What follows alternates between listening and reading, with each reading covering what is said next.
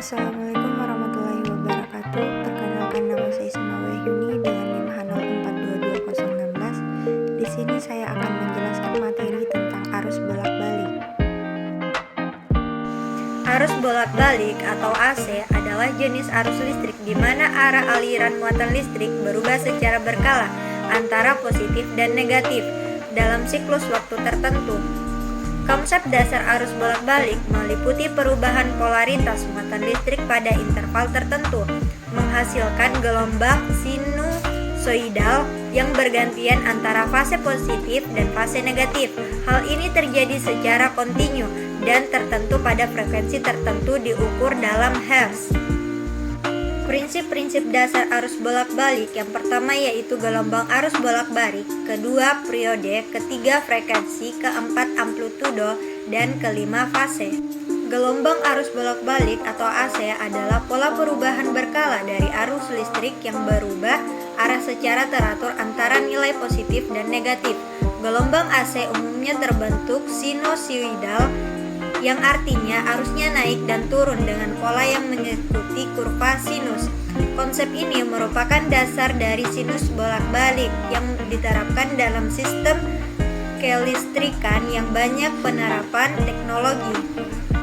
Periode dalam gelombang arus bolak-balik merujuk pada waktu yang diperlukan untuk satu siklus penuh dari perubahan arah aliran arus. Dalam gelombang sinusoidal, periode diukur dari titik puncak suatu gelombang hingga titik puncak gelombang berikutnya. Satuan periode adalah detik atau satuan waktu lainnya. Frekuensi adalah jumlah siklus yang terjadi pada satu detik waktu. Frekuensi diukur dalam hertz yang merupakan kebalikan dari periode. Dalam gelombang arus bolak-balik, semakin tinggi frekuensi, semakin cepat perubahan arah aliran arus yang terjadi. Frekuensi yang umum digunakan dalam sistem AC adalah 50 atau 60 Hz. Amplitudo dalam gelombang arus bolak-balik mengacu pada nilai arus atau tegangan maksimum dalam satu siklus. Ini adalah jarak vertikal antara titik puncak gelombang dan garis pusatnya. Amplitudo menunjukkan seberapa besar variasi arus atau tegangan dari nilai pusatnya. Fase mengacu pada posisi relatif antara dua gelombang arus bolak-balik atau sinyal sinusoidal.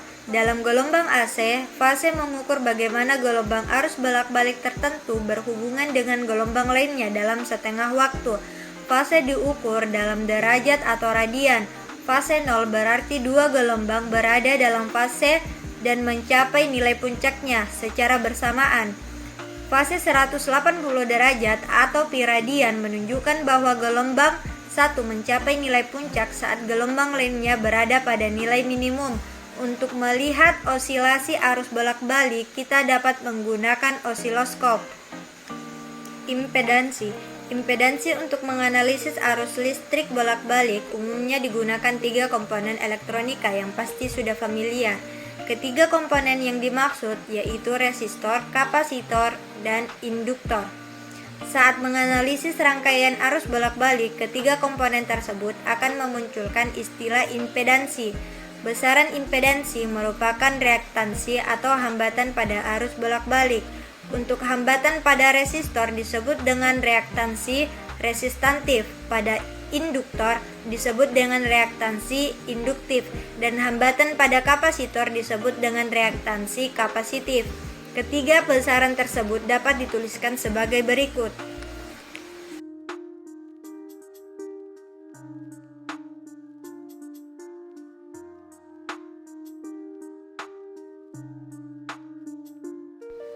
Tegangan dan arus bolak-balik pada rangkaian RLC.